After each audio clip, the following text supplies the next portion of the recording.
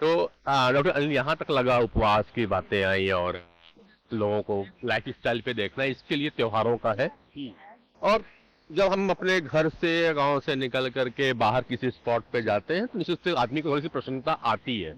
यह भी सिंध है, तो उससे भी लोगों का प्रसन्नता आएगी तो लोगों में एक प्रकार का ओज आता है। एक चिकित्सक, एक डॉक्टर मॉडर्न साइंस का, उससे देखने चलते हैं कि खुशी का, अगर कोई व्यक्ति बीमार है, जगहों पे लाया जाए जहाँ पे नेचर है, पानी चल रहा है, जैसे भी अपन बैठे थे पानी पास में, है ना, ग्रीनरीज यहाँ पे है और मंदिर है, घंटियां बज रही हैं, पब्लिक की एक अलग प्रकार का नॉइज आता है जो अच्छा लगता है। क्या जो बीमार व्यक्ति है उनके लिए भी ये फायदा करता है, ये उनको जाना चाहिए? कई बार ऐसा होता है कि नहीं, यार बीमार है तो नहीं जाना चाहिए। ये बहुत अच्छा प्रश्न है। देखा जाए तो हमें पहले बीमारी को कैटेगराइज कर लेना चाहिए कि मरीज कितना क्रिटिकल है और उसकी मानसिक दशा उसकी बीमारी के लिए कितनी जिम्मेदार है। हाँ।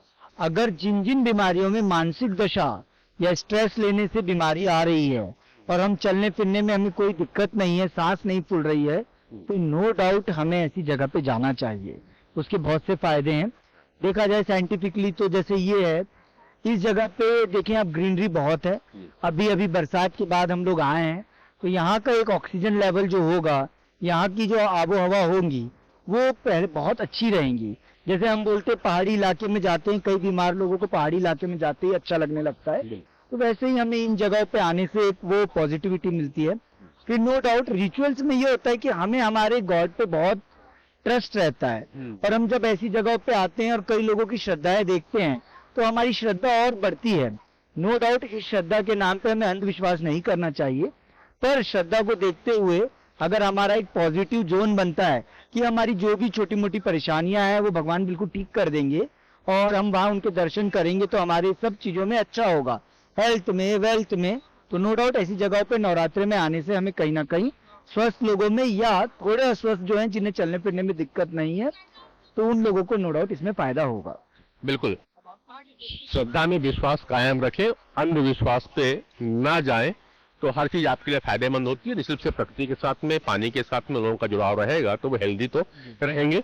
तो दोस्तों, मैं आपको बता दूं कि आज हम डॉक्टरों के साथ एक टीम के साथ में रायपुर से लगभग 80 किलोमीटर की दूरी पे जतमाई एक स्थान है जो नैसर्गिक प्राकृतिक का स्थान है, जहाँ पे जतमाई माता जी का मंदिर है, 3 देवियां यहाँ पे रहती हैं, बड़ी माँ है,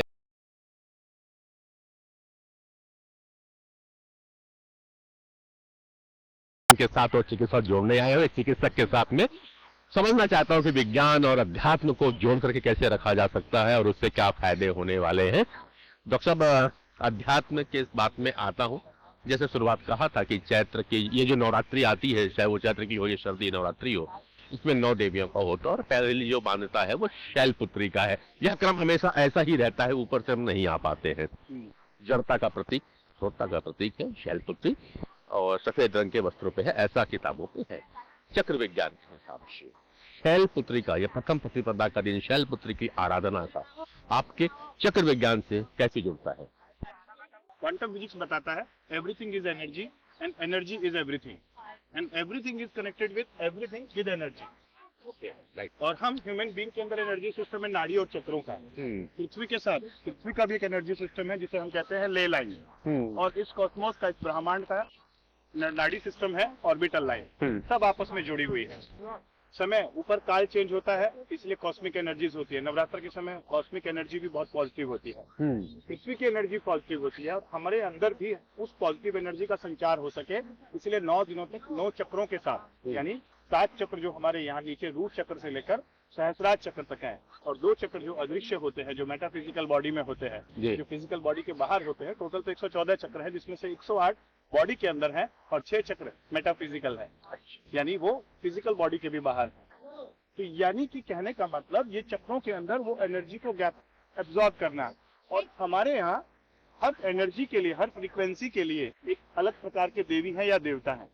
यांग एनर्जी, मेल एनर्जी जो होती है, उसके लिए हमारे पास बहुत सारे देवता है। शिवरात्रि का त्योहार है, जन्माष्टमी का त्योहार है। लेकिन जो नवरात्र है, यहाँ पर यीन एनर्जी यानी शक्ति, शिव और शक्ति यानी शक्ति की पूजा की जाती है, यानी यीन एनर्जी। तो हमारी जो फीमेल मेरिडियंस हैं, जो नेगेटिव नाड़ियां हैं, वो खुलती हैं जब हम इसके साथ जुड़ते हैं। जैसे पहला चक्र कहा ना आपने, मूलाधार चक्र, जड़ता का प्रतीक, पृथ्वी का प्रतीक, पावर का प्रतीक, उसी प्रकार से जो आपकी पहली देवी है, कौन सी देवी कही आपने?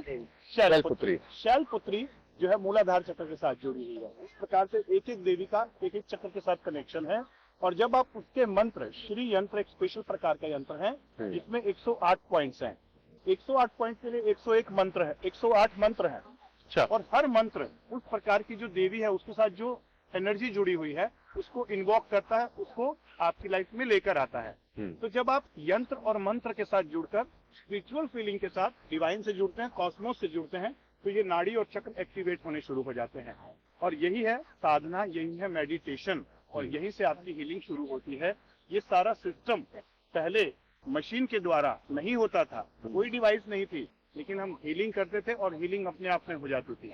डाइट अच्छा था, लाइफस्टाइल अच्छा था, एनवायरनमेंट अच्छा था, सोच अच्छी थी और हीलिंग होती थी। आजकल डाइट भी गड़बड़, लाइफस्टाइल भी गड़बड़, सोच भी गड़बड़ और हीलिंग पे विश्वास नहीं। भगवान से भी डिस्कनेक्टेड है, खुद से भी डिस्कनेक्टेड है, सोशल मीडिया से ओवर कनेक्टेड है। तो बस यही समझने की हमें जरूरत है, साइंटिफिक वे में। तो ऐसा ये कुछ होता है जैसे कि यहाँ पे 9 देवियों की बात होती है और अपने बॉडी के 7 चक्र है। अब हर चक्र हर भगवान से जुड़ा है, आप ये भी कह रहे हो कि हर देवी देवता से जुड़ा हुआ है। क्या हर जो चक्र है वो अपनी शरीर, जैसे भी पावर की बात करें तो हर चक्र कहीं ना कहीं किसी इमोशन से जुड़ा हुआ है?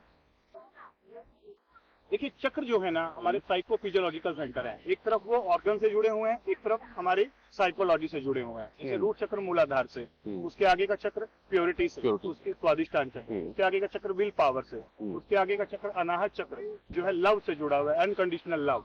ये ट्रूथ के साथ जुड़ा हुआ है, ये आपके इनसाइट के साथ जुड़ा हुआ है, यानी क्लैरिटी के साथ जुड़ा हुआ है, ये ब्लिस के साथ जुड़ा हुआ है। इसी प्रकार से वो ऑर्गन से जुड़े हुए हैं।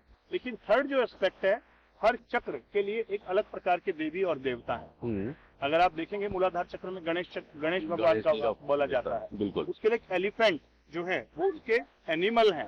तो हर चक्र का एक एनिमल स्वरूप बनाया गया है, एक उसके देवी देवता बनाए गए हैं। हर चक्र का एक बीज मंत्र है, यानी एक साउंड फ्रीक्वेंसी है।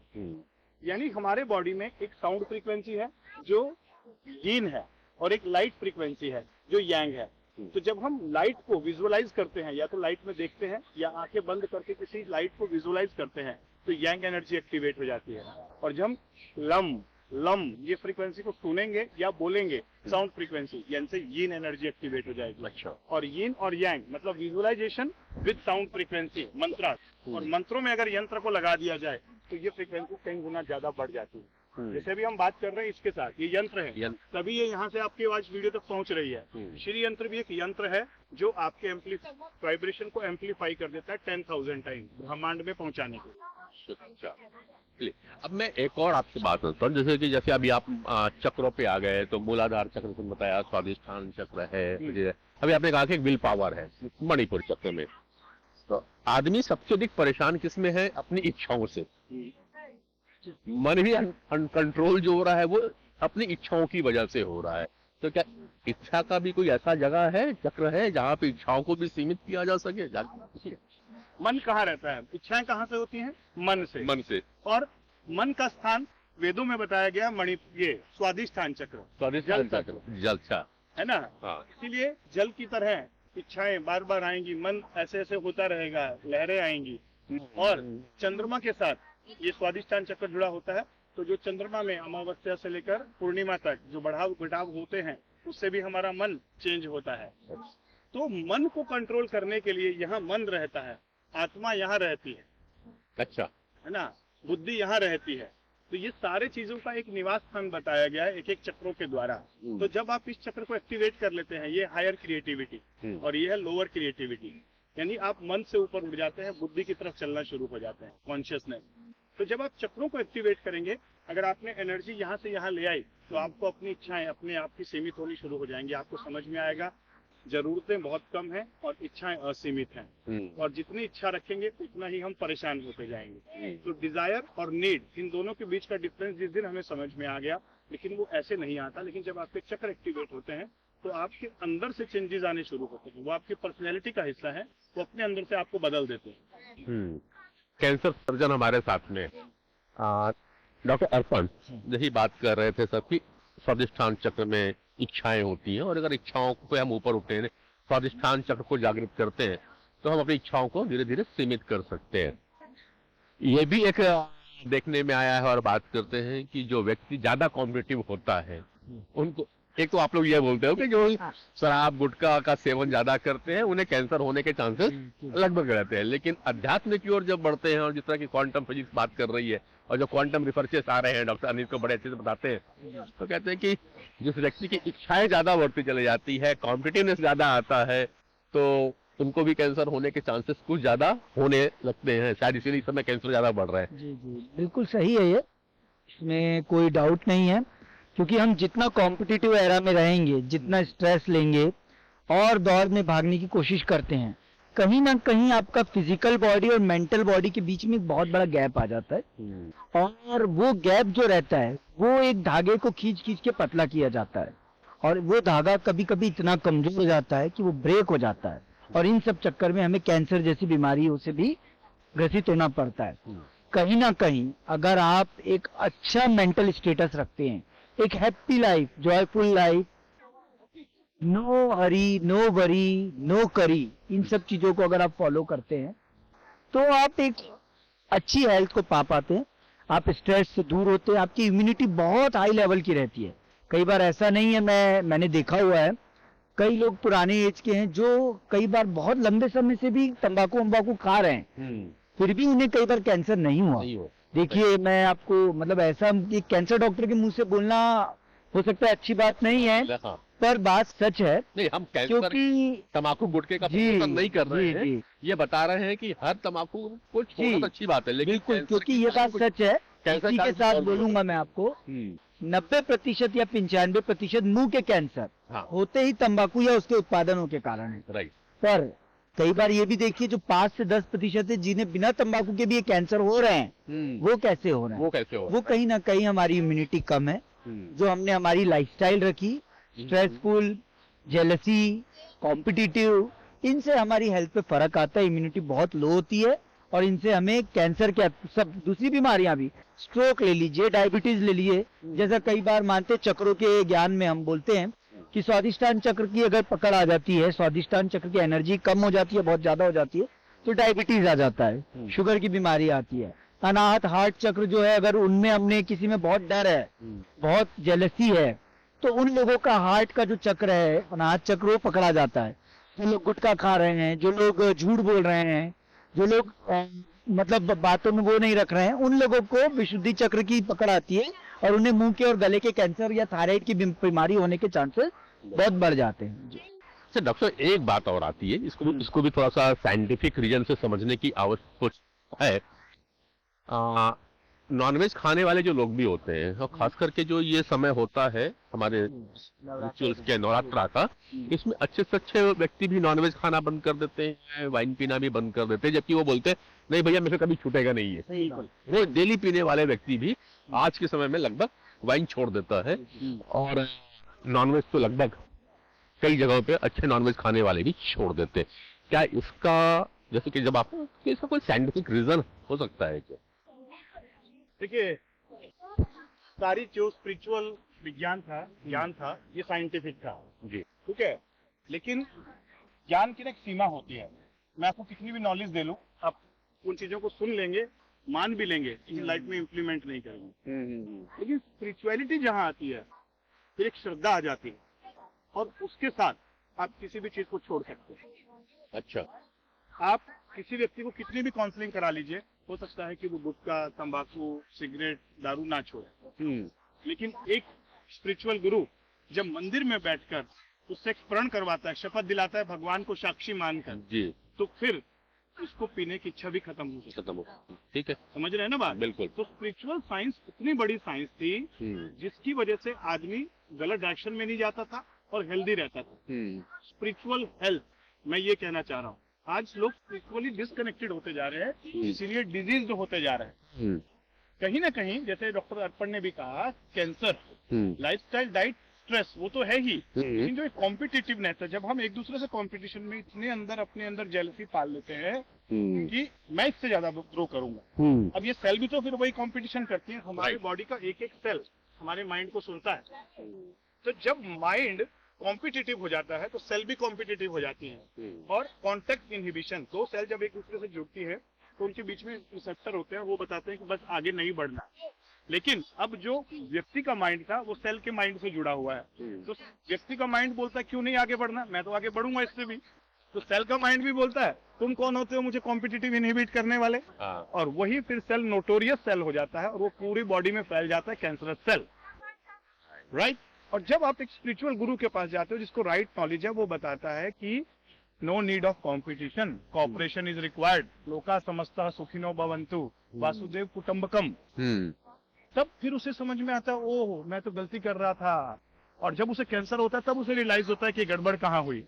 फिर वो वापस स्पिरिचुअल बिलीफ बनाता है और अपनी लाइफ में 360 डिग्री चेंज लाता है माइंड के द्वारा। इसीलिए मैं कहता हूँ स्पिरिचुअल हेल्थ, अभी एम्स के अंदर स्पिरिचुअल मेडिसिन डिपार्टमेंट शुरू किया गया है, एम्स न्यू दिल्ली में। ये कितनी बड़ी बात है। स्पिरिचुअल मेडिसिन, क्या स्पिरिचुअलिटी मेडिसिन की तरह काम कर सकती है? यस कर सकती है। और इसका साइंटिफिक बेसिस है कि जो स्पिरिचुअल पर्सन है उसके आप लाइफ फोर्स एनर्जी देखिए, उसके ऑरा देखिए, उसके चक्र देखिए। हम ह्यूमन बीइंग को आधा अधूरा समझ रहे हैं। जब हम ह्यूमन बीइंग को समझेंगे कि वो एक स्पिरिट भी है, वो एक माइंड भी है, वो एक एनर्जी बॉडी भी है और एक बॉडी भी है। स्पिरिट को जो मानता है वो स्पिरिचुअल है, और अपने हायर सेल्फ से ऊपर हायर सेल्फ को मानता है वो स्पिरिचुअल है। आज हम सेल्फ को मान ही रहे हैं, मतलब स्पिरिट को नहीं मान रहे, ना जान रहे हैं, और हायर सेल्फ से डिस्कनेक्टेड है और लाइफ फोर्स एनर्जी ना वहां से ले रहे हैं, और यही रूट कॉज है बीमारी। तो अब इधर से मेरे बाएं हाथ में डॉक्टर अर्पण चतुर्वेदी जी कैंसर रोग विशेषज्ञ हैं रायपुर में, और आप डॉक्टर अनिल कुमार गुप्ता, आप थर्मोलॉजिस्ट हैं, होलिस्टिक कंसल्टेंट है।